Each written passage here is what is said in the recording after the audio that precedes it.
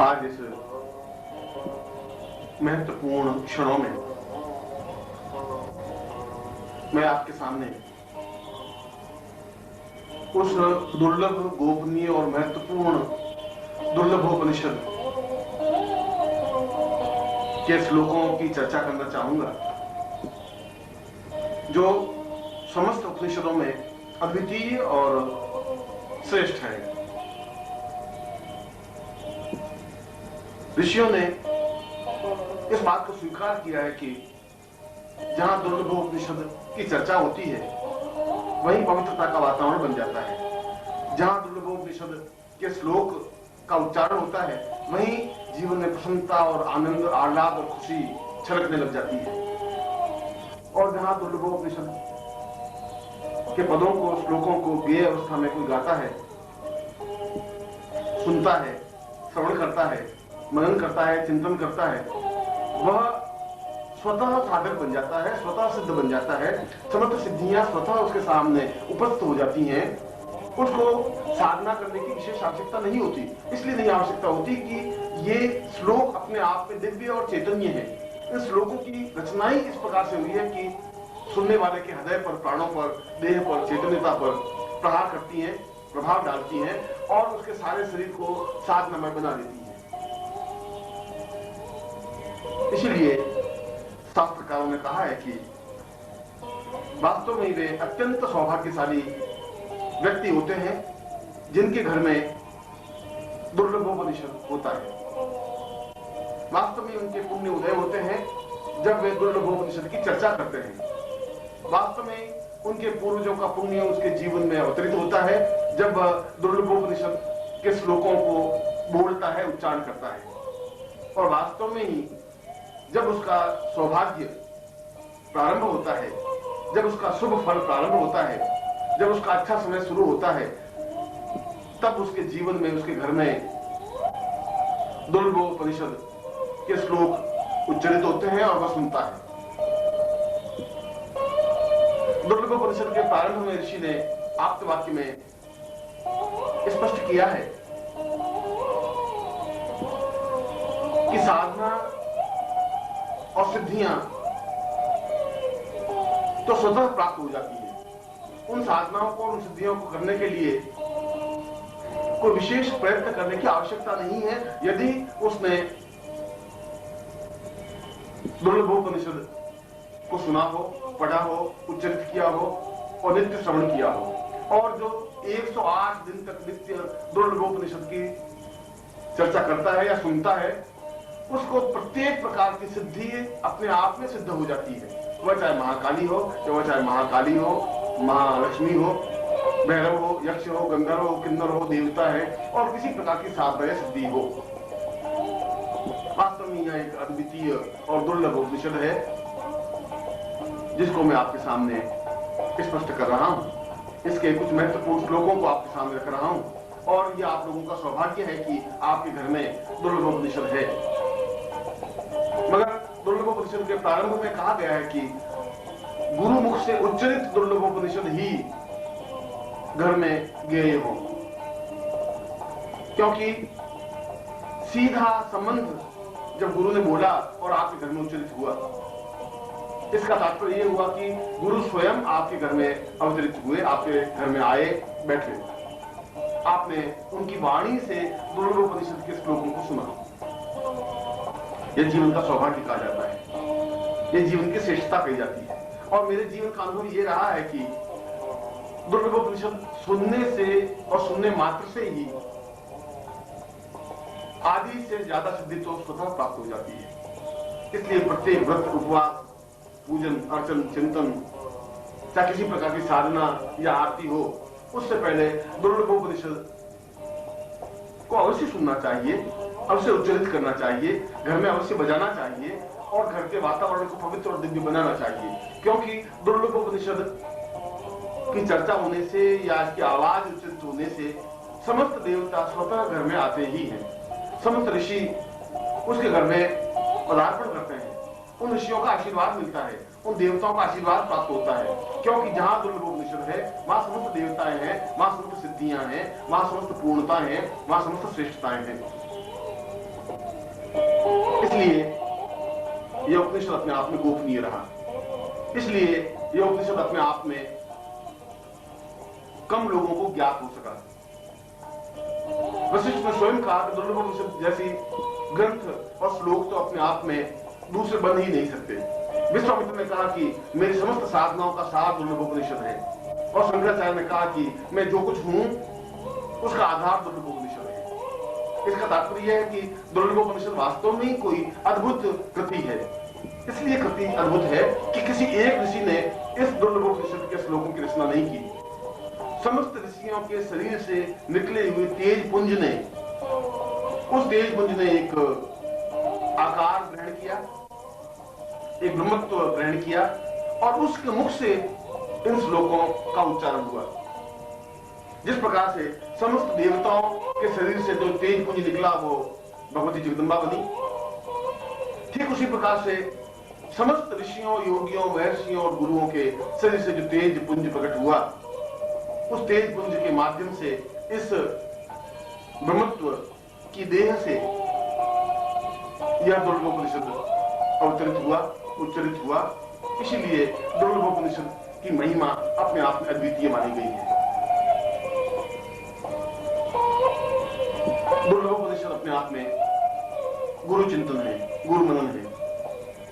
और जहां हम गुरु शब्द का उच्चारण करते हैं वहां समस्त तीर्थों का उच्चारण करते हैं। जहां गुरु शब्द हमारे होठों से निकलते हैं वहां समस्त देवताओं का उच्चारण होता है। जहां हमने गुरु बोला वहां स्वयं ब्रह्मा, विष्णु, महेश अवतरित होते ही हैं। क्योंकि गुरु शब्द अपने आप में इतना नगण्य, ओछा और तुच्छ शब्द नहीं है। यदि हम इसकी गरिमा समझें, यदि इसकी महत्ता समझें, यदि इसके मूल्यों को आन सकें, तो अपने आप में यह शब्द दिव्य और पवित्र और उच्च कोटि का है। और इसीलिए श्लोक में, इन श्लोकों में गुरु से संबंधित उन पदों की रचना की गई है जो पद, जो श्लोक अपने आप में अद्वितीय हैं। कुछ कुछ श्लोक या कोई श्लोक ऐसे होते हैं, कुछ मंत्र ऐसे होते हैं जिनके उच्चारण मात्र से ही देवता सामने प्रकट हो जाते हैं। ये श्लोक भी वैसे ही हैं। इनके उच्चारण मात्र से ही समस्त देवता स्वयं उच्चारण करता व्यक्ति के सामने उपस्थित होते ही हैं, दृश्य अदृश्य रूप में। समस्त ऋषि, गंधर्व, यक्ष, किन्नर उसके सामने खड़े होते हैं हाथ बांध करके, क्योंकि वहां पर दुर्लभोपनिषद उच्चारण होता है, क्योंकि वहां दुर्लभोपनिषद को सुना जाता है। और जहां दुर्लभोपनिषद को सुना जाता है या उच्चारण होता है, उसके घर के समान तो देवता का स्वर्ग भी नहीं बन सकता। इंद्र की पुरी भी अपने आप में नगण्य और तुच्छ मानी जाती है, क्योंकि वहां पर गुरु चर्चा होती है, गुरु का चिंतन होता है, गुरु का हृदय का आगार होता है, गुरु के हृदय से भावभूमियां स्पष्ट होती हैं। और हम उन तत्वों को, उन रचनाओं को स्पष्ट करते हैं जिनके माध्यम से हम गुरु पद विन्यास को समझ सकें, गुरु के चिंतन को समझ सकें। और उससे भी बड़ी बात यह है कि समस्त देवताओं और समस्त ऋषियों, समस्त देवर्षियों और समस्त महर्षियों के शरीर के तपोपुंज का समग्र स्वरूप है। इसलिए ये श्लोक सामान्य किसी मनुष्य या देवता का बनाया हुआ नहीं है, किसी ऋषि या यक्ष का बनाया हुआ नहीं है। ये तो अपने आप में एक अद्वितीय चिंतन है, अद्वितीय भावभूमि है, अद्वितीय श्रेष्ठता है। और मैं आज पहली बार उन महान और अद्वितीय श्लोकों को उच्चारण कर रहा हूं, जिससे कि आपका जीवन पवित्र हो सके, दिव्य बन सके, आप सही अर्थों में साधक बन सके, आप सही अर्थों में पूर्णता प्राप्त कर सके, आपके घर में पवित्रता का वातावरण बन सके, आपके घर में सुख सौभाग्य आ सके, आपके जीवन की दरिद्रता मिट सके, आपके जीवन के कष्ट और अभाव दूर हो सके, आपके परिवार में एक श्रेष्ठ वातावरण बन सके और समस्त देवता आपके घर में निवास कर सके, समस्त ऋषि आकर के आपको आशीर्वाद दे सके और आपके घर के संताप, आपके घर के दुख, आपके घर की परेशानियां, आपके घर की चिंताएं दूर होकर के आप जीवन में पवित्रता और श्रेष्ठता अनुभव कर सके और जीवन में वह सब कुछ प्राप्त कर सके जो आपके जीवन का लक्ष्य है, जो आपके जीवन का ध्येय है, जो आपके जीवन का उद्देश्य है। और आप जब इन श्लोकों को सुने, बजाएं, अनुभव करें या उच्चारण करें, तब अत्यंत पवित्र और दिव्य भाव मन में ला करके अपने सामने प्रत्यक्ष या चित्र में गुरु के दर्शन करके, उनको पूजा करके, उनकी अर्चना करके, उनके प्रति प्रणम्य होकर के, साष्टांग दंडवत करके अपने आप को गुरु के हृदय से जोड़ते हुए इन श्लोकों को सुने, इन श्लोकों को कानों के माध्यम से अपने हृदय पर, प्राणों में, चेतना में उतारें। घर के समस्त वातावरण में इन श्लोकों का गुंजरण करें। अपनी पत्नी, पुत्र, पुत्रवधुएं, घर के परिवार के सदस्य इनको सुने और उनका जीवन भौतिकता से कट करके एक पवित्र बन सके, एक दिव्य बन सके, एक चेतना बन सके, एक सुसंस्कार बन सके, बच्चों में अच्छे संस्कार आ सके, बड़ों के प्रति आदर सम्मान उनके हृदय में आ सके, उनके घर में देवता खेल सके, गणपति, शिव, विष्णु, ब्रह्मा, इंद्र, मरुदगण सभी उनके घर में स्थायी निवास कर सके, लक्ष्मी और अटूट लक्ष्मी का निवास उसके घर में हो सके। इसलिए तो इस दुर्लभोपनिषद की रचना हुई है, इसलिए तो दुर्लभोपनिषद को जीवन का श्रेष्ठतम उपनिषद माना है, इसलिए तो महर्षि ने एक शब्द से स्वीकार किया है कि यह मनुष्यों के द्वारा उच्चारित उपनिषद नहीं है, यह तो समस्त योगियों का तपोपुंज स्वरूप है। और मैं उन्हीं श्लोकों को आपके सामने उच्चारण कर रहा हूं, उच्चरित कर रहा हूं।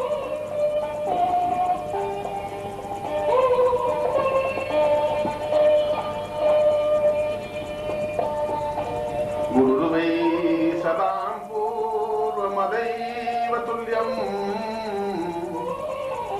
प्राणो वदार्यैव हितं सदैव चिन्त्यं विचिन्त्यं भवमेकरूपम् गुरुर्वै शरण्यं गुरुर्वै शरण्यं। मैं इस जीवन में क्यों आया हूं, मेरे जीवन की डोर कहां बंधी हुई है, ईश्वर ने मेरा जन्म क्यों किया है, मैं इस पृथ्वी तल पर क्यों हूं, मेरे जीवन का उद्देश्य, मेरे जीवन का लक्ष्य क्या है, इनको तो केवल गुरुदेव आप ही समझा सकते हैं और कोई समझा भी नहीं सकता। और सभी तो जीवन के बंधन केवल स्वार्थमय बंधन है, जिनसे मैं जकड़ा हुआ हूं, उन पासों से, उन रस्सियों से, उन रज्जुओं से मैं बंधा हुआ छटपटा रहा हूं, वेदनाग्रस्त हो रहा हूं, अपने आप में दुखी और संतप्त हो रहा हूं, प्रत्येक पल अपने आप में व्यथित होता हुआ निरंतर मृत्यु की ओर अग्रसर हो रहा हूं। मेरे जीवन में सुख नहीं है, मेरे जीवन में चिंतन नहीं है, मेरे जीवन में सौभाग्य नहीं है। मैं समझ नहीं पा रहा हूं कि आखिर मेरे जीवन का उद्देश्य और लक्ष्य क्या है। और मेरे जीवन का उद्देश्य और लक्ष्य केवल अपने जीवन को समझना है और मुझे समझाने के लिए, मुझे यथार्थता से परिचित कराने के लिए केवल संसार में कोई शक्ति, कोई स्वरूप, कोई बिंदु है तो केवल आप हैं। इसीलिए गुरुदेव, मैं अत्यंत भीगे नयनों से, गदगद कंठ से, भाव विवल वक्षस्थल से आपको दंडवत प्रणाम करता हुआ, आपके चरणों को पकड़ता हुआ, आपके चरणों पे अपने सिर को रखता हुआ प्रार्थना करता हूं कि आप मुझे उस मर्म को, उस रहस्य को, उस चिंतन को समझाएं जो मेरे जीवन का उद्देश्य है, जो मेरे जीवन का लक्ष्य है, वो जीवन की पूर्णता है। क्योंकि मैं तो केवल आपका हूं और गुरुदेव आपकी शरण में हूं और निश्चय ही गुरुदेव केवल और केवल मात्र आपकी शरण में हूं। गुरुवै प्रपन्नार्तवैवां वदैवम् अत्योद्भतां वै प्रहितं सदैव देवोत्तमेव भवतं सहिचिन्त्य रूपम् गुरुर्वै शरण्यं गुरुर्वै शरण्यम्।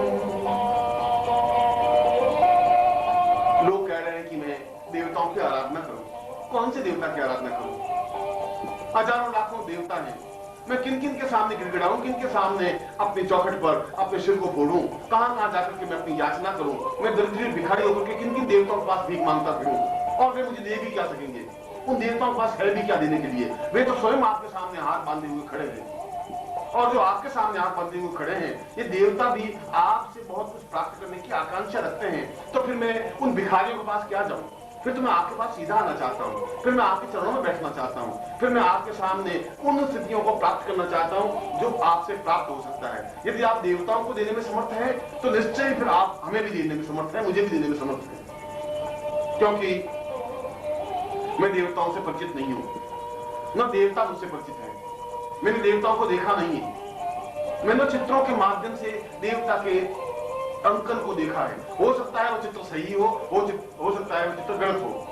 कोई जरूर नहीं है कि जैसा चित्र में मैंने देवता को देखा है, ब्रह्मा को देखा है, विष्णु को देखा है, रुद्र को देखा है, ठीक उसी रूप में वह देवता हो, मैं नहीं समझ सकता। ये तो चित्रकार की एक भावना है जो अपने कागज पर उतारी है, जो कपड़े पर उतारी है। उस चित्रकार ने उस देवता को देखा नहीं, केवल कल्पना के माध्यम से उनके स्वरूप बिंब को उस कपड़े पर, कागज पर उतारा है। इसलिए कागज पर, कपड़े पर जो देवता का चित्र है, जो मूर्ति है, जो चित्र है, वह सब अपने आप में अधूरा है, क्योंकि मैं देवताओं से परिचित नहीं हूं। परंतु गुरुदेव, मैं आपसे परिचित हूं, मैंने आपको देखा है, मैंने आपके सारे शरीर को स्पर्श किया है, मैं आपके चरणों में बैठा हूं। आपकी आंख, आपकी नाक, कान, हाथ, पांव, वक्षस्थल, सिर और गर्भों थाल, इन सबको मैंने अपनी आंखों के माध्यम से अपने हृदय में उतारा है। इसलिए मैं आपसे अत्यधिक परिचित हूं, आपसे परिचित हूं। और आप तो दानी हैं, आप तो श्रेष्ठ हैं, अद्वितीय हैं, ज्ञानी हैं, चेतना पुंज हैं, आप तो बहुत कुछ देने में समर्थ हैं। समस्त ब्रह्मांड को जो देने में समर्थ है, वह मेरे अकिंचन व्यक्ति को देने के लिए तो उनके लिए कुछ भी असंभव है ही नहीं, अत्यंत सरल और सामान्य सी बात है।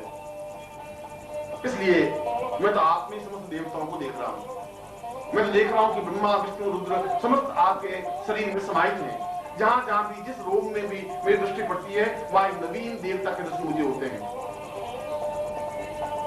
और ये सारे देवताओं का आगार समूह को जब मैं साक्षात अपने सामने देखता हूं तो मैं भाव विभोर हो जाता हूं, गदगद हो जाता हूं, अपने आप में मैं रह नहीं पाता हूं।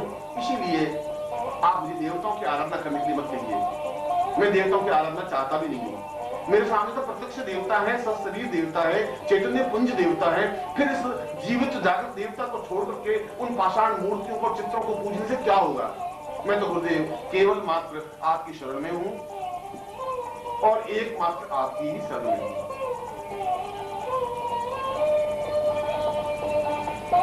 सतम वै सदानम देवालयो वै प्रातोर्भवे वै सहितं नदैर्वै पूर्तं परां पूर्णमदैव रूपं गुरुर्वै शरण्यं गुरुर्वै शरण्यं। और मैं काशी और कांची, हरिद्वार और मथुरा तीर्थ स्थलों पर जाकर के भी क्या कर लूंगा? उस गंगा में बार बार डुबकी लगाने से भी क्या हो जाएगा? अगर गंगा में डुबकी लगाने से पवित्र और दिव्य बन जाता तो सारी मछलियां अपने आप में पवित्र और दिव्य बनी हुई है, सारे मेढक अपने आप में पवित्र और दिव्य हैं। यदि काशी में रहने से ही जीवन की पूर्णता प्राप्त हो जाती है तो वहां श्वान और खर, कुत्ते और गधे बहुत घूमते हैं, वे सभी अपने आप में पवित्र और दिव्य आत्मा बन जाते हैं। वहां जाने से कुछ नहीं हो सकता है, वहां कुछ संभव है ही नहीं। उन देवालयों में तो एक पत्थर की मूर्तियां हैं जो बोल नहीं पाती, जो मेरी बात सुन भी नहीं पाती। उन पत्थरों को मैं कहने से अपने सिर को फोड़ने के बराबर है। वे मेरी बात नहीं सुन पाते, मैं अपनी बात उन तक नहीं पहुंचा सकता, क्योंकि पत्थरों को कहने से कोई लाभ नहीं होता। मेरे लिए हरिद्वार और मथुरा, काशी और कांची अपने आप में नगण्य है। मैं तो आपको और आपकी देह को पूर्ण रूप से देवालय मानता हूं। पूरा मंदिर है यह जो मेरे सामने है, और यह मंदिर जो आपकी देह है, यह मंदिर के रूप में है, जो जीवित और जागृत मंदिर है, चैतन्य मंदिर है, चलता फिरता मंदिर है, बोलता हुआ मंदिर है, वाचार मंदिर है, अपने आप में आशीर्वाद देता हुआ मंदिर है। आपके दोनों पैर इस देवालय के स्तंभ हैं, अच्छे स्तंभों पर यह मंदिर टिका हुआ है और इन स्तंभों पर जो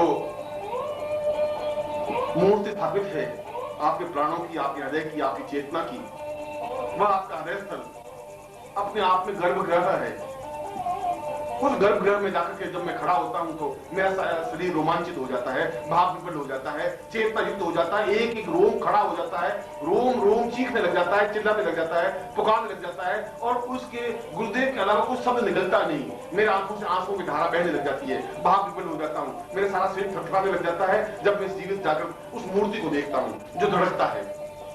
और इस गर्भगृह में जो मूर्ति है, जो हृदय है, जो प्राण है, जो आपका ये शरीर है, वो अपने आप में इतना स्पंदनशील है, अपने आप में आह्लाद कारक है, उसको देखते ही मेरे सारे शरीर में स्फूर्ण हो जाता है, सारे शरीर में चेतना आ जाती है, सारे शरीर में ओजस्विता आ जाती है। ऐसा लगता है कि मेरा सारा शरीर अपने आप में प्रसन्नता के आवेग में उछलने लग गया है।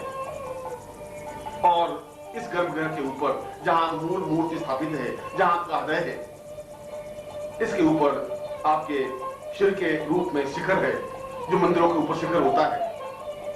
उस शिखर को देख करके ऊंचाई का भाव होता है, हिमालय का भाव होता है।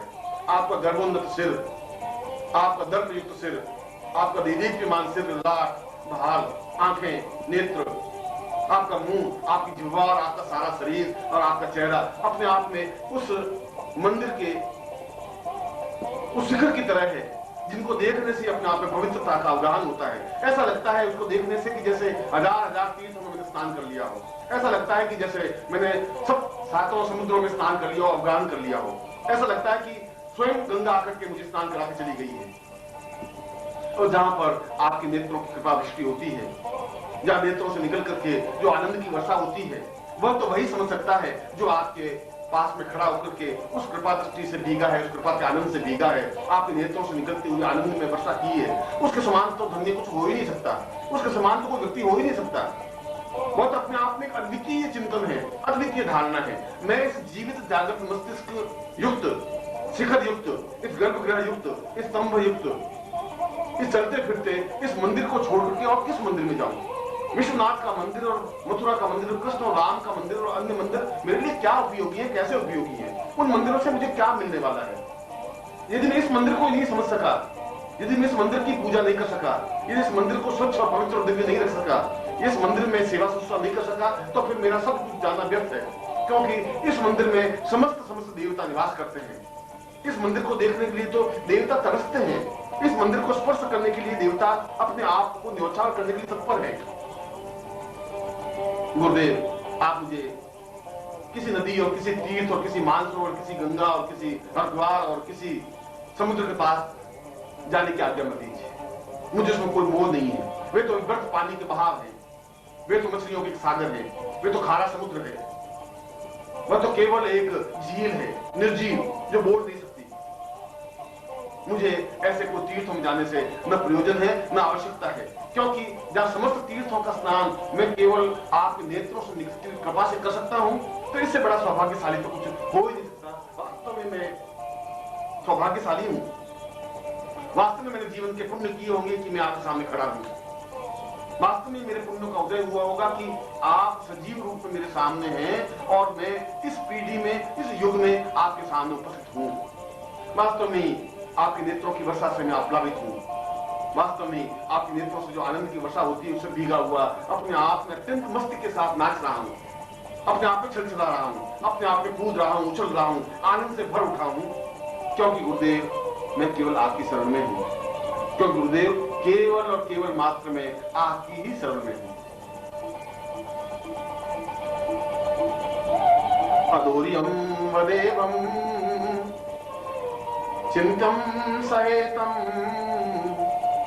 पुरोत्तरूपम चरणम सदेयम आत्मो सताम पूर्वमदेव चिंत्यम गुरुर्वै शरण्यम गुरुर्वै शरण्यम। वह मूर्ख और मूढ़ होगा जो आपके चरण छोड़ करके इधर उधर भटकता होगा। उसके पाप उसके बीच में आए होंगे जो आपकी दृष्टि से ओझल होता होगा। उसका जीवन का दुर्भाग्य होगा कि वो आपसे दूर खड़ा होकर के भी सांस ले रहा होगा। आपसे दूर रहकर के सांस लेने की कल्पना ही अपने आप में आश्चर्यजनक है। जिस प्रकार से समुद्र से और नदी से मछली को बाहर निकालने के बाद जिस प्रकार से मछली तड़प कर मर जाती है, उस प्रकार से आपसे अलग होकर के मर क्यों नहीं जाते, तड़प करके समाप्त क्यों नहीं हो जाते? जिंदा रहने का हक क्या है, अधिकार क्या है?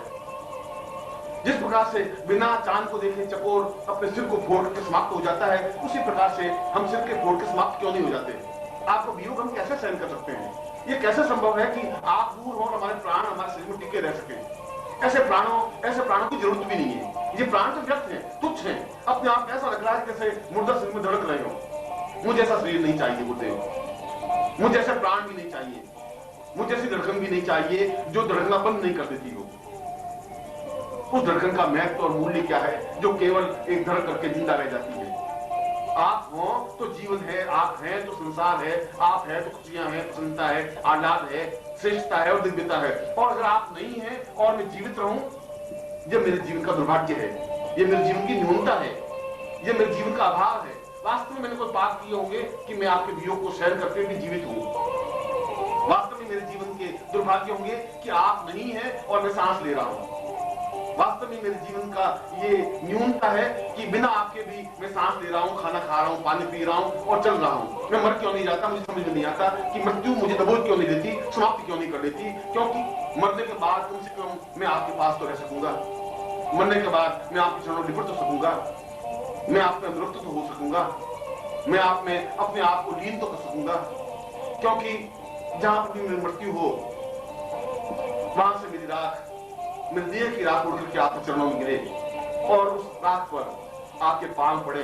इससे ज्यादा सौभाग्य मेरे जीवन का क्या हो सकता है? मैं ऐसे देह नहीं चाहता, मैं ऐसा हृदय भी नहीं चाहता, मैं ऐसे प्राणों को नहीं चाहता जो आपके वियोग में, जो आपके अनुपस्थिति में जीवित रह सके, जागृत रह सके, स्पंदनशील हो सके, धड़क सके। ऐसा हृदय से कोई मतलब नहीं है। मैं तो आपको देखना चाहता हूं, मैं तो आपके पास रहना चाहता हूं। मैं तो हर क्षण चकोर जिस प्रकार चांद को देखता रहता है, उसी प्रकार से मैं आपको देखता रहना चाहता हूं। मैं तो हर क्षण एक पपीहे की तरह केवल गुरु गुरु शब्द को उच्चारण करना चाहता हूं। हर क्षण आप मेरी आंखों में बसे रहें, हर क्षण मेरी आप कल्पना में बने रहें, हर क्षण मेरी हृदय की प्रत्येक धड़कन के साथ गुरु शब्द का उच्चारण हो, मेरा प्रत्येक शब्द गुरुमय हो, मेरा प्रत्येक चिंतन गुरुमय हो, मेरा रोम रोम आवाज दे सके गुरु गुरु। और इसके अलावा और किसी शब्द का मुझे ज्ञान नहीं हो। न मुझे गायत्री मंत्र की जरूरत है, न किसी काली मंत्र की, न लक्ष्मी मंत्र की, और किसी मंत्र की मेरी आवश्यकता है ही नहीं। क्योंकि जो मंत्रों में सर्वश्रेष्ठ और अद्वितीय मंत्र यदि गुरु मंत्र मेरे पास है, तो उससे श्रेष्ठ मंत्र और क्या हो सकता है?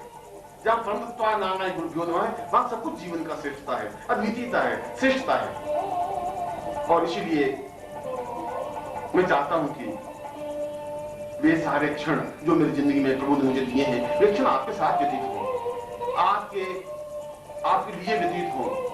मेरा शरीर आपके काम आ सके, मैं आपके चरणों से जुड़ सकूं, मैं आपके देह से सुवासित हो सकूं, मैं आपकी सुगंध से आप्लावित हो सकूं, मैं चकोर की तरह आपको बराबर टक टक लगाकर ताकता रह सकूं। और यदि आपसे विरह होना ही पड़े, आपसे अलग होना ही पड़े, तो मछली की तरह तड़प करके मर जाऊं, कुरम की तरह उस पत्थर पर सिर फोड़ करके अपने आप को समाप्त कर दूं और मृत्यु मुझे प्राप्त हो जाए, ऐसा मैं चाहता हूं। मैं तो आपसे ऐसा आशीर्वाद चाहता हूं कि मैं एक क्षण भी आपकी जुदाई सहन नहीं कर सकूं। मेरी आंखों से आंसू प्रवाहित हों और प्रत्येक आंसू पर आपका बिंब हो, मेरे प्रत्येक आंसू में आपका चित्र हो, मेरे प्रत्येक आंसू पर आपका नाम लिखा हो, मेरे गले हृदय की और मेरे गले की थरथराहट में आपका नाम उच्चरित होता हो, और मेरे हृदय की प्रत्येक धड़कन में आपके नाम का उच्चारण हो, गुरु मंत्र का उच्चारण हो। मैं जीवन की ऐसी स्थिति चाहता हूं। अगर ऐसी स्थिति मुझे प्राप्त होती है तो मेरा जीवन धन्य है, तो मेरा जीवन पवित्र है, तो मेरा जीवन दिव्य है। और अगर ऐसा नहीं है तो मेरे जैसा पापी, अधर्मी और कृतज्ञ कुछ नहीं हो सकता। आप मुझे आशीर्वाद दें, मुझे ऐसा आशीर्वाद दें। आप मुझको कृपा करें तो ऐसी कृपा करें कि मैं हर क्षण आपके पास रह सकूं, आपकी वाणी को सुन सकूं, आपके शब्दों को अपने हृदय में उतार सकूं। मैं एक तक आपको ही देखता रहना चाहता हूं, मैं एक तक आपको अपनी आंखों के माध्यम से पी लेना चाहता हूं, मैं एक तक आप में समाहित हो जाना चाहता हूं, एक रस हो जाना चाहता हूं, आप में लीन हो जाना चाहता हूं। क्योंकि गुरुदेव मैं आपकी शरण में हूं और केवल मात्र आपकी शरण में हूं। मैं आपको दुर्भोपनिषद के कुछ श्लोकों को सुना रहा था, उच्चारित कर रहा था। उन ऋषियों के पुंज ने दुर्भोपनिषद में अत्यंत गर्वित होकर के कहा है, चैतन्य रूपम अपरम सदैव प्राणोदमेवं चरणं सदैव सतीर्थो सदैवं भवतं वदैवं गुरुर्वै शरण्यं गुरुर्वै शरण्यं। और लोगों ने अनुभव किया हो या नहीं किया हो, मगर मैं तो आपके शरीर का एक हिस्सा हूं, एक शरीर का पार्ट हूं, एक शरीर का एक अंग हूं। मैंने अनुभव किया है कि आप हिमालय से भी महान, गर्भयुक्त और सागर से भी समान विशाल है। सागर आपके सामने बहुत तुच्छ है, नगण्य है। हिमालय बहुत बौना है। आपका गर्भोन्नत भार हिमालय से भी बहुत ऊंचाई की ओर उठा हुआ है। और जब मैं अपना सिर उठा करके ऊंचाई की ओर देखता हूं तो मेरी आंखें चौंधिया जाती हैं। मैं समझ नहीं पाता हूं कि इतना अद्वितीय और श्रेष्ठतम इस गर्भोन्नत भार को मैं अपनी आंखों के माध्यम से कैसे समाहित कर सकूंगा। मैं जब आपके वक्षस्थल को देखता हूं तो ऐसा लगता है कि जैसे पूरा समुद्र हिलोरे मार रहा हो, ठाठे मार रहा हो। उस वक्षस्थल में अपने सिर को छुपा लेना चाहता हूं। मैं उसमें डूब जाना चाहता हूं, भींच जाना चाहता हूं। आप मुझे बाहों के घेरे में बांध लें, अपने सीने से भींच लें, इतना भींच लें कि मैं आपके शरीर में, आपके हृदय में, आपके सीने में, आपके वक्षस्थल में प्रवेश कर लूं, उसमें घुस जाऊं, उसमें अपने आप को समाहित कर लूं, अपने एकाकारिता को कर लूं, अपने आप को समाप्त कर लूं। जहां मुझे सुख मिल सकेगा, जहां मुझे सौभाग्य मिल सकेगा, जहां मुझे तृप्ति मिल सकेगी, जहां मुझे पूर्णता प्राप्त हो सकेगी। और जब मैं आपके संपूर्ण शरीर को देखता हूं तो मेरे सामने समस्त ब्रह्मांड साकार हो जाता है। और शरीर को जब मैं भाग विपरीत होकर देखता हूं तो कहीं मुझे ब्रह्मलोक दिखाई दे रहा है, कहीं मुझे विष्णुलोक दिखाई देता है, कहीं मुझे रुद्रलोक दिखाई देता है, इंद्र, गंधर्व, यक्ष, किन्नर और उन समस्त देवताओं के आगार मुझे दिखाई देते हैं। चंद्रलोक और सूर्यलोक मुझे स्पष्ट रूप से प्रतिबिंबित होते हैं। ऐसा लगता है कि जैसा समस्त ब्रह्मांड मेरे सामने साकार हुआ हो। फिर मैं कौन सी साधना करूं? उस ब्रह्मांड साधना करने से मुझे क्या लाभ हो पाएगा? उस ब्रह्मांड साधना से तो एक एक लोक करके देख पाऊंगा। यहाँ तो मैं समस्त ब्रह्मांड को एक साथ देखने की प्रयत्न करता हूँ और सारा ब्रह्मांड मेरे सामने साकार है, तेजपुंज है, स्वरूपमय है। जब मैं आपके सिर को देखता हूं तो एक अलग ब्रह्मांड दिखाई देता है। जब मैं आपके नेत्रों को देखता हूं तो सूर्य लोक और चंद्र लोक स्पष्ट रूप से दिखाई देते हैं। जब मैं आपके मुस्कुराते हुए बिंब को, चेहरे को और मुस्कुराहट को देखता हूं तो ऐसा लगता है कि जैसे सारा ब्रह्मांड खिलखिला रहा हो, मुस्कुराहट रहा हो। और इस पूरे ब्रह्मांड को जब मैं अपने सामने खड़ा देखता हूं तो मैं तो अपने आप को बहुत छोटा, नगण्य और बौना सा अनुभव करता हूं। ऐसा लगता है कि जैसे इस पूरे ब्रह्मांड में मेरा अस्तित्व तो कहां है, जहां हजारों हजारों ऋषि हैं, योगी हैं, गंधर्व हैं, किन्नर हैं, देवता हैं, ब्रह्मा है, विष्णु है, महेश है, वशिष्ठ है, विश्वामित्र है, गर्ग, अत्रि, कणाद, पुलस्त्य ऋषि है। इन समस्त देवताओं और ऋषियों के बीच में मेरा अस्तित्व तो कहां है? मैं तो बहुत एक छोटा सा, अत्यंत छोटे से कण की तरह दिखाई देता हूं। उसके बावजूद भी इस कण को आपने अपनाया, इससे बड़ा सौभाग्य क्या हो सकता है? इस कण पर आपकी कृपा दृष्टि हुई, इससे बड़ा सौभाग्य और क्या हो सकता है? आपने इस कण पर हाथ रखा, ये मेरे जीवन का अहोभाव है, सौभाग्य है। आपने इस कण को अपनाया, ये मेरे पूर्व जन्म के पुण्यों का उदय है।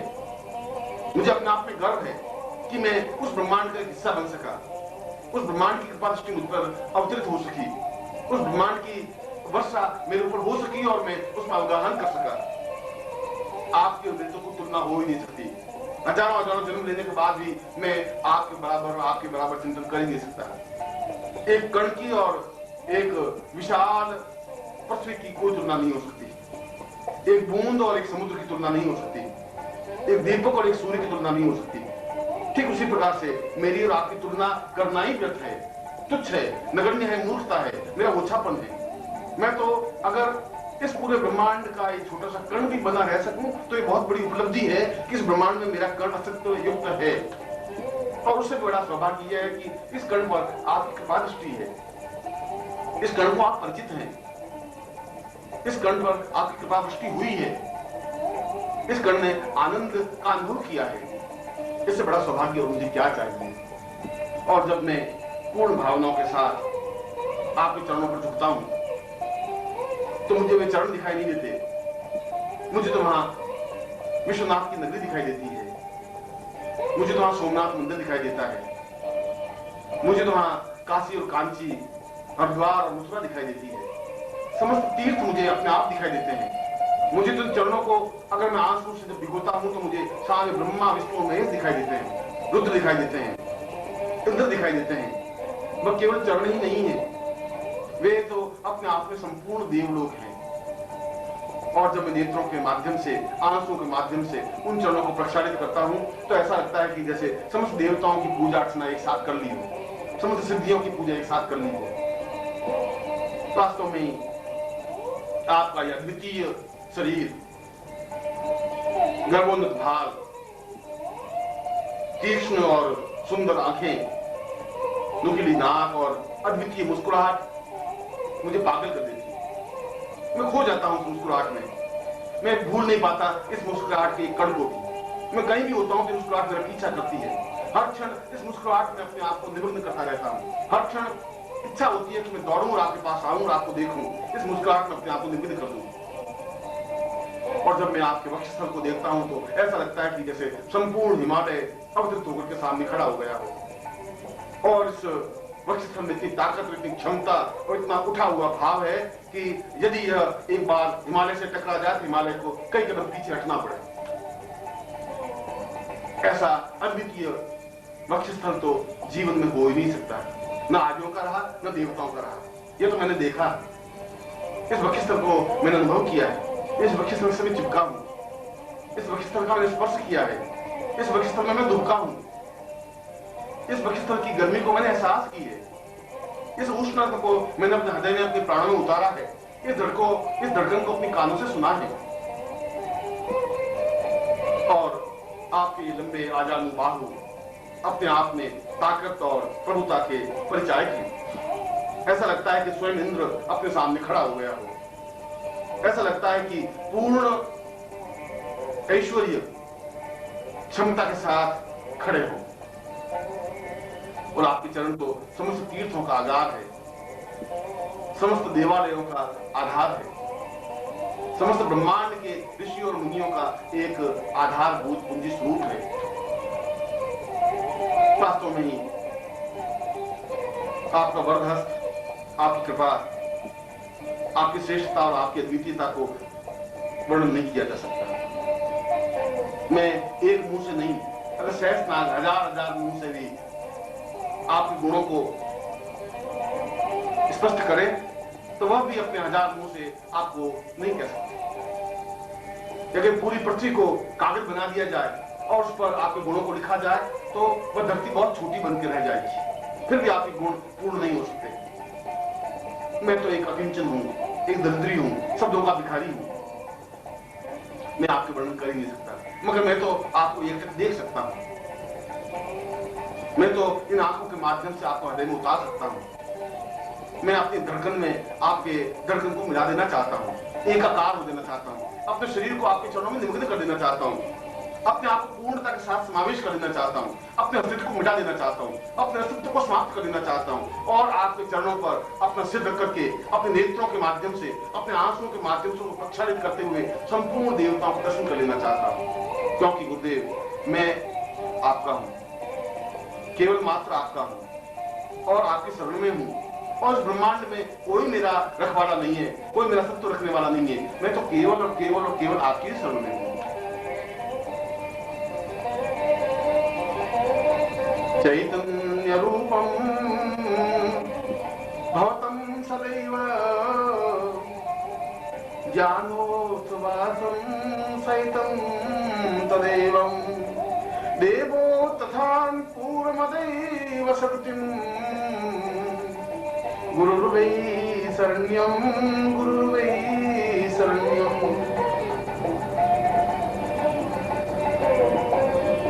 इस विश्व में, ब्रह्मांड में जितनी भी शक्तियां हैं, वह चाहे महाकाली हो, वह चाहे महासरस्वती हो, वह चाहे महालक्ष्मी हो, वह चाहे बगलामुखी हो, वह चाहे धूमावती हो, वह चाहे छिन्नमस्ता हो, चाहे जगदम्बा हो, किसी भी प्रकार की कोई शक्ति हो, मैं तो आपके सामने उनको अठखेलियां करते हुए देखता हूँ। मैं देखता हूं कि वे आपके सामने नृत्य कर रही हैं। मैं देखता हूं कि वे आपकी कृपा कटाक्ष पाने के लिए प्रयत्नशील हैं। वे स्वयं टुकुर टुकुर आपकी ओर निहारती रहती हैं कि कब आपकी नजर उठे, कब आपकी दृष्टि उठे, कब आप उन पर कृपा वृष्टि करें, कब वे धन्य हों। और जब मैं ये सब कुछ देखता हूं तो मैं ये समझता हूं कि आपको छोड़कर के और कौन सी साधना मेरे लिए उपयुक्त है, कौन सी शक्ति चाहिए, कौन सी साधना चाहिए। तारा मंत्र से क्या हो जाएगा, काली मंत्र का उच्चारण करने से क्या होगा, चामुंडा विच्ची जगदम्बा का मंत्र उच्चारण करने से, नवाड़ मंत्र जपने से क्या हो जाएगा। ये सब तो मैं आपके सामने नृत्य करते हुए देख रहा हूँ। ये सारे गंधर्व, ये सारे यक्ष, ये सारे किन्नर, ये सारे देवता जब नृत्य करते हुए आपके सामने मैं अनुभव करता हूँ तो समझता हूँ कि आपसे बड़ा और देवत्व क्या हो सकता है, आपके बड़ा और पुरुषत्व क्या हो सकता है। आप तो जीवन का एक जीवन स्वरूप है, ब्रह्मांड का एक पार्श्व है, चैतन्य स्वरूप है, अपने आप में समग्र है। और मैं जब आपको देखता हूं तो ऐसा लगता है कि जैसे समस्त ब्रह्मांड को मैं अपने आप में आत्मसात किया हुआ हूं। सारा ब्रह्मांड मेरे हृदय में अवतरित हो जाता है, मेरा हृदय अपने आप में धड़कने लग जाता है, चैतन्य हो जाता है, मेरा सारा शरीर थरथराने लग जाता है। मैं अपने आप में पूर्ण कुंडलिनी जागरण और क्रिया योग से दीक्षित हो जाता हूँ। सारा शरीर अपने आप में ऊंचा उठ जाता है, अपने आप में तपस्वी बन जाता हूँ, पूर्णता युक्त बन जाता हूँ। और सही अर्थों में देखा जाए तो मैं वशिष्ठ विश्वामित्र कड़ाक बन जाता हूँ, मैं इंद्र और मरुद्गण बन जाता हूँ, मैं विष्णु और रुद्र बन जाता हूँ, क्योंकि वे सब तो एक नगण्य आपके सामने खड़े हैं। जिस प्रकार से मैं खड़ा हूँ उसी प्रकार से ये सारी शक्तियां, ये सारे देवता, ये सारे यक्ष, ये सारे गंधर्व, ये सारे किन्नर मैं अपनी आंखों से खड़े खड़े देख रहा हूँ। इसलिए गुरुदेव उनके समान तो मैं भी बन गया हूँ। ये हो सकता है कि वे आगे हों, मैं थोड़ा पीछे रुका हुआ हूँ।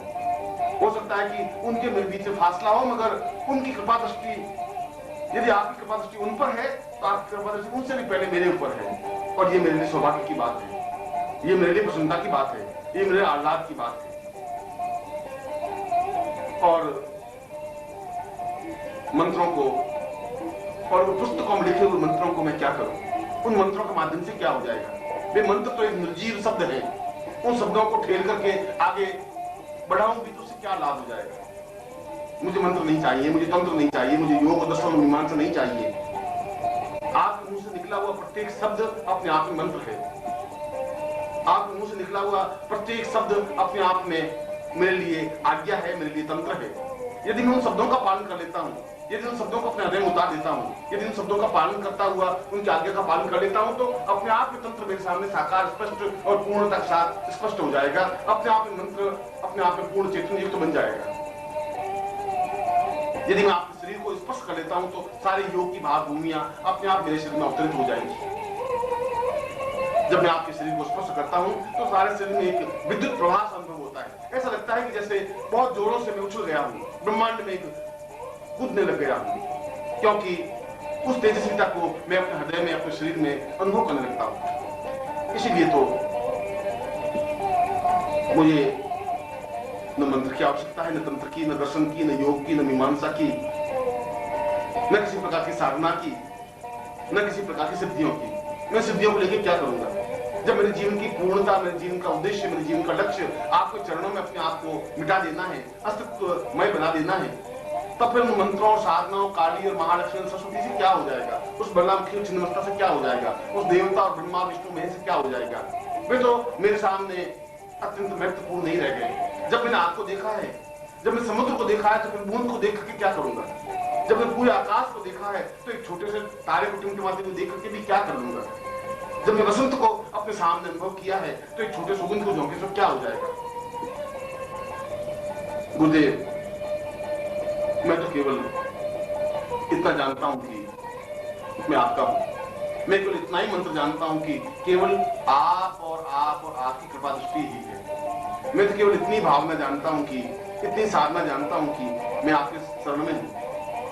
और मैं केवल इतना ही तंत्र, मंत्र, योग और दर्शन जानता हूं कि मैं केवल और केवल मात्र आपकी शरण में हूं। न तातो वतान्ये न मातं न भ्रातं न देहो वदान्ये पत्निर्वदेमं न जानामि वित्तं न वृत्ति न रूपं गुरुर्वै शरण्यं गुरुर्वै शरण्यं। मैं न माता को जानता हूं न पिता को जानता हूं, क्योंकि वे तो स्वार्थ में स्वरूप में संबंध है। पिता इसलिए मुझे पुत्र कहते हैं कि मैं उनके जीवन में काम आ सकूं। न मेरे जीवन में कोई भाई है, न संबंधी है, न रिश्तेदार है, न पत्नी है, न पति है, न पुत्र है, न बंधु है, न बांधव है, न वित्त है, न धन है, न ऐश्वर्य है, न वैभव है। मेरे जीवन में कुछ है ही नहीं, क्योंकि मैं जीवन में कुछ चाहता ही नहीं। ये सब तो क्षण भंगुर है, समाप्त, ये तो मेरे साथ समाप्त हो जाएंगे। ये सब स्वार्थ के संबंध हैं, इनसे मेरा कोई प्रयोजन नहीं है, इनसे मेरा कोई लक्ष्य प्राप्ति नहीं हो सकती। यह तो संसार की ओर जाने की यात्रा की पड़ाव है। जन्म से लगा करके मृत्यु तक मैं निरंतर मृत्यु की ओर अग्रसर हो रहा हूँ, शमशान की ओर जा रहा हूँ, और शमशान की यात्रा में ये भी मेरे सहायक है जो मुझे ठेल करके शमशान की ओर अग्रसर कर रहे हैं। मेरे देह को छीनते हैं, मेरे प्राणों को छीनते हैं, मेरे धन को छीनने की कोशिश करते हैं, मेरी सेवा का उपयोग करना चाहते हैं, मेरे सुख का उपयोग करना चाहते हैं, मेरे जीवन का उपयोग करना चाहते हैं। इससे क्या हो जाएगा? इससे तो मैं एक मलिन और गंदी देह को एक लिया हुआ कीड़ा बन जाऊंगा, एक घटिया सा व्यक्ति बन जाऊंगा। अगर मैं पुत्र को उत्पन्न करूंगा तो ज्यादा से ज्यादा मेरे अस्तित्व में कंधा दे देंगे। यदि मैं पत्नी रखूंगा तो ज्यादा से ज्यादा मेरी मृत्यु पर में 4 आंसू बहा देगी। ये पिता और माता की मैं अपने सामने रखूंगा तो वे ज्यादा से ज्यादा धन की याचना करेंगे, मगर ये मेरे जीवन का प्रयोजन नहीं है, ये मेरे जीवन का लक्ष्य नहीं है। मैं उस जगह खड़ा हूं जब यहाँ सब ये सब तुच्छ है। आखिर जीवन का कोई क्षण तो ऐसा आता है जब ये सब तुच्छ लगने लगते हैं। हिमालय के सामने जाते हैं तो एक बड़ा पत्थर भी कंकर की तरह दिखाई देने लग जाता है। जब क्या मैं आपके सामने उपस्थित हुआ हूं तो ये सारे संबंध मुझे बेईमानी और बहुत छोटे से लगने लगे हैं, बहुत तुच्छ लगने लगे हैं, अस्तित्वहीन लगने लगे हैं, क्योंकि मैं इन संबंधों से जीवित नहीं रहना चाहता। मैं किसी का पुत्र, मैं किसी का पति, मैं किसी की पत्नी, मैं किसी का बंधु, मैं किसी का सखा बनकर के जिंदा नहीं रहना चाहता। इन बंधनों से मैं स्वतंत्र नहीं बन सकता। ये बंधन तो मेरा अभिशाप है, ये पांवों की बेड़ियां हैं, ये मुझे जकड़े हुए हैं। मेरे सांसों पर इनका नियंत्रण है, मेरी आत्मा पर इनका नियंत्रण है, मेरे प्राण को दबोच लिया है। मैं समाज में घुट करके रह गया हूँ, एक अंधियारी कोठरी में भटक रहा हूँ जिसका कोई द्वार नहीं है, और जहां पर भी मैं खेलता हूँ वहां मेरा सिर फूट जाता है। जिधर भी मैं दरवाजा ढूंढने की कोशिश करता हूँ वहां मेरा सिर फूट करके रक्त निकलने लग जाता है, और मैं बदहवास सा इधर से उधर, आगे से पीछे की ओर भटकता रहता हूँ। चारों तरफ अंधेरा है, घनघोर अंधेरा। इस अंधेरे में, इस समाज में, इस अंधेरे के अलावा मुझे कुछ दिया ही नहीं है। भूख और प्यास और बाधाएं और परेशानियां, आलोचनाएं और गंदगी के अलावा इस समाज ने मुझे कुछ नहीं दिया। घटियापन और तुच्छता के अलावा मेरे परिवार ने मुझे कुछ नहीं दिया। ओछेपन के अलावा इस समाज ने मुझे कुछ सिखाया ही नहीं। मैं इस कीचड़ से निकलना चाहता हूँ, मैं इस दलदल से निकलना चाहता हूँ, मैं इस गंदगी से बाहर निकल करके पवित्र होना चाहता हूँ।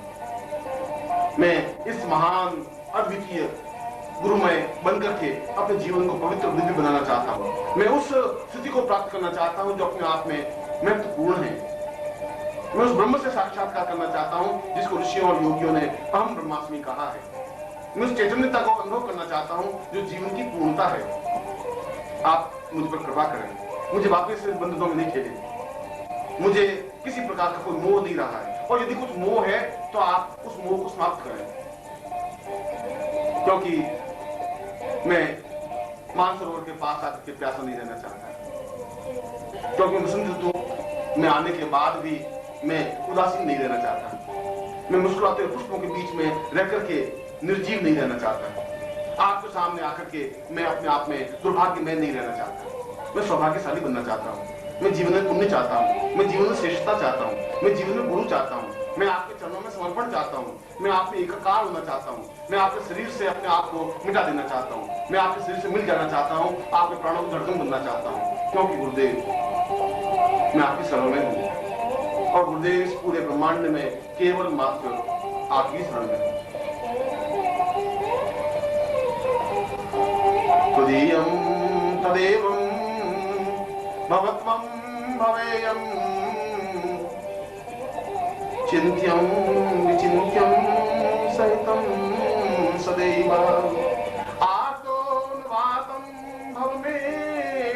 शरण्यम गुरुर्वै शरण्यम गुरुर्वै शरण्यम। मैं दोनों हाथ ऊपर उठा करके चीख रहा हूं। मैं पूरे प्राणों में आवाज भर करके उच्चारण कर रहा हूं। मैं जोरों से बोल करके अपनी बात आप तक पहुंचाना चाहता हूं। मेरा सारा शरीर थर-थर कांप रहा है। मेरी आंखों से आंसू प्रवेश हैं। मेरे मुंह से बोल नहीं निकल पा रहा है। मेरा गला गदगद हो गया है और सारे शरीर के रोम रोम अपने आप में आवाज निकालने लग गए हैं, चीखने लग गए हैं, चिल्लाने लग गए हैं। मैं अपने आप में नहीं रहा हूं। मैं अपने आप में थरथराहट अनुभव कर रहा हूं। मैं ऐसा लगता हूं कि जैसे मैं एक ऐसी बूंद हूं जो अंगारे पर पड़ी है और छंद के साथ खत्म हो जाती है। ऐसा लगता है कि जैसे मैं बादल का टुकड़ा हूं और किसी पहाड़ से टकरा करके समाप्त हो जाना चाहता हूं। मैं तो ऐसा कण बनना चाहता हूं जो आपसे टकराए और पूर्णता प्राप्त कर ले। मैं आपको पाना चाहता हूं। मैं आप में एकाकार होना चाहता हूं। मैं आप में एकाग्र होना चाहता हूं, आप में लीन होना चाहता हूं। और यदि ऐसा मेरे जीवन में नहीं हो सका तो इस जीवन को व्यर्थ है। इस जीवन का कोई अर्थ नहीं है, इस जीवन का कोई मकसद नहीं है, इस जीवन का कोई मूल्य नहीं है। ये तो अपने आप में संसार की यात्रा का एक पड़ाव है जिस लाश को मैं अपने कंधे को ढोता हुआ संसार की ओर बढ़ रहा हूं। इस जीवन से क्या मूल्य हो जाएगा? क्या मेरी चीखों का, मेरी आवाजों का, मेरे शब्दों का आप पर कोई प्रभाव नहीं पड़ रहा है? क्या मैं गदगद कंठ से बोल रहा हूं, आपका हृदय नहीं पसीज रहा है? क्या मैं आर्तनाद कर रहा हूं और आपके हृदय पर कोई प्रभाव नहीं पड़ रहा है? जरूर पड़ रहा होगा। जरूर कोई दुर्भाग्य होगा कि आप मुझे आगे बढ़कर अपना नहीं रहे। जरूर मेरी कुछ न्यूनता होगी कि आपकी कृपा दृष्टि मेरे पर हो नहीं रही है। जरूर मेरे पाप मेरे सामने खड़े हो जाते होंगे जो आपके और मेरे बीच में पर्दा डाल रहे हैं। परंतु इस पर्दे को तो आप ही दूर करेंगे। मुझे इतनी ताकत, इतनी क्षमता नहीं है कि मैं पापों को धकेल सकूं। मुझे इतनी क्षमता नहीं है कि मैं इस पर्दे को, इस बीच के अंधकार को दूर कर सकूं। मुझे और कोई साधना, कोई सिद्धि आती भी नहीं है। मुझे और कोई मंत्र का ज्ञान ही नहीं है। मुझे तो केवल एक ही शब्द, एक ही मंत्र आता है जिसको गुरु कहा जाता है। मुझे तो केवल एक ही प्रकार का मंत्र सीखा है कि मैं गुरुदेव आपकी शरण में हूं और गुरुदेव केवल मात्र मैं आपकी शरण में हूं। अवतम सदैवं भवतं सदैवं ज्ञानं सदैवं चिन्त्यं सदैवं पूर्णं सदैवं अवतं सदैवं गुरुर्वै शरण्यं गुरुर्वै शरण्यं। कई जन्मों से आपका मेरा साथ रहा है। कई जन्मों से आपने मुझे झकझोर करके सही रास्ते पर खड़ा किया है। कई जन्मों से आपने मेरे हृदय को टहोक करके आगे बढ़ने की प्रेरित किया है। हर बार आपने मुझे समझाया है, हर बार आपने मुझे चेतना दी है, हर बार मेरे प्राणों को जागृत किया है, हर बार मुझे चेतना, समझ और ज्ञान और बुद्धि और विवेक दिया है। हर बार आपने मुझे यह बताया है कि जीवन की पूर्णता क्या है। और उसके बावजूद भी मैं अज्ञानी हूँ, बुद्धि से ग्रस्त हूँ, बुद्धि मेरे ऊपर हावी है। आपको मैं समझ नहीं पा रहा हूँ। इसलिए समझ नहीं पा रहा हूं कि आप हर क्षण बदल जाते हैं। हर क्षण एक नवीन स्वरूप मेरे सामने खड़े हो जाते हैं। इतने इतने रूप आप मेरे सामने खड़े कर लेते हैं कि मैं एक स्वरूप को पकड़ता हूं, फिर दूसरा स्वरूप सामने आता है, दूसरे स्वरूप को पकड़ता हूं, तीसरा और चौथा और पांचवा स्वरूप सामने आ जाता है। मैं समझ पा रहा कि कौन से स्वरूप को मैं समझूं। मैं अज्ञानी हूं और जो ही मैं समझने की कोशिश करता हूं तो ही आप माया का पर्दा आपके और मेरे बीच में डाल देते हैं। आप तो बहुत और अजीब तरह का खेल खेलते रहते हैं और मैं फिर आपको सामान्य मानव समझ लेता हूं। फिर मैं आपको हार्डमास के व्यक्ति समझ लेता हूं। फिर मैं अपने आप को समझने की कोशिश करता हूं और मैं आपको समझने की कोशिश करता हूं। फिर मैं समझता हूं कि ये तो मेरा ही जैसा मनुष्य है। फिर उस माया के आवरण में लिप्त होता हुआ मैं उसी जगह जाकर खड़ा हो जाता हूं जहां से मैं चला था। प्रभु ऐसा मत करिए। ये बार बार मेरी परीक्षा मत ले। बार बार माया के आवरण में मुझे मत डालिए। बार बार मुझे धक्का करके पीछे मत हटाइए, क्योंकि मुझ में किसी प्रकार का बल, ताकत, साहस, क्षमता नहीं है। मैं तो एक नगण्य हूं, तुच्छ हूं। अपने आप में मुझ में कोई ज्ञान और चेतना नहीं है। यदि आप मेरे ऊपर कृपा कर सके तो मेरी बुद्धि को समाप्त करें। यदि आपकी कृपा कटाक्ष मेरे ऊपर है तो आप मेरी भावनाओं को जागृत करें। यदि आप कुछ मुझे समझते हैं तो मुझे बुला करके अपने सीने से लगाएं, अपने बकिस्तर से चिपकाएं। मैं आपके धड़कन को अपने जीवन में उतार सकूं, मैं अपने प्राणों को पूर्णता के साथ एकाकार कर सकूं, मैं आप में निमग्न हो सकूं, अपने आप में लीन कर सकूं। आप पर मेरा अस्तित्व नहीं रहे, बूंद पूरी तरह से समुद्र में विसर्जित हो जाए, वायु का झोंका पूरी तरह समुद्र में और पूरी तरह से प्रभावित हो जाए, मेघखंड पूरी तरह से सागर में मिल जाए। मैं उसी प्रकार से आप लीन हो जाना चाहता हूं, क्योंकि मेरा एकमात्र सहारा और अवलंब गुरुदेव आप हैं। मैं आपकी शरण में हूं, केवल मात्र आपकी शरण में। वस्तुतः यह दुर्लभ जीवन का एक सौभाग्यदायक काव्य है। मैं आपको हृदय से आशीर्वाद देता हूं कि आप अपने जीवन में गुरुमय हो सकें, गुरु में निमग्न हो सकें, अपने जीवन को विसर्जित करते हुए पूर्णत्व को प्राप्त कर सकें और जीवन में वह सब कुछ प्राप्त कर सकें जो इस दुर्लभ उपनिषद ने स्पष्ट किया है। मैं आपको ऐसा ही आशीर्वाद देता हूं।